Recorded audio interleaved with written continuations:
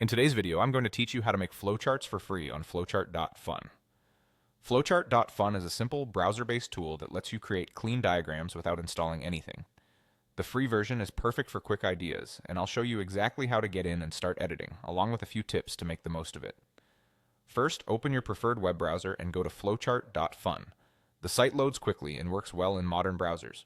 If you use an ad blocker or strict privacy extensions, consider allowing the site so everything displays correctly. Next, look for the Login option on the page and select it.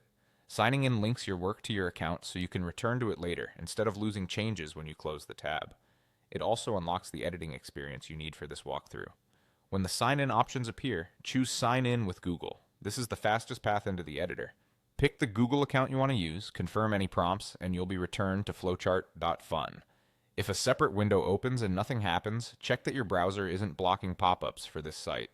Once you're signed in, click on Document. This opens the built-in example that the free plan provides. Here's the key limitation to know. On the free version, you can edit the pre-made flowchart and adjust its settings, but you can't create a brand new chart or import one. Think of this page as a ready-made template you can tailor to your needs. Within the example, focus on refining what's already there. Replace the placeholder text with your own labels, reuse the existing branches to reflect your decisions, and fine-tune settings like layout or theme if they're available to you. Keep labels short and action-oriented, and aim for consistent wording so your chart reads cleanly from top to bottom. If you find you need additional steps, consider condensing ideas or repurposing a node, since the free plan doesn't allow adding new ones. After you've customized the example to match your process, review the flow from start to finish to confirm it tells a clear story.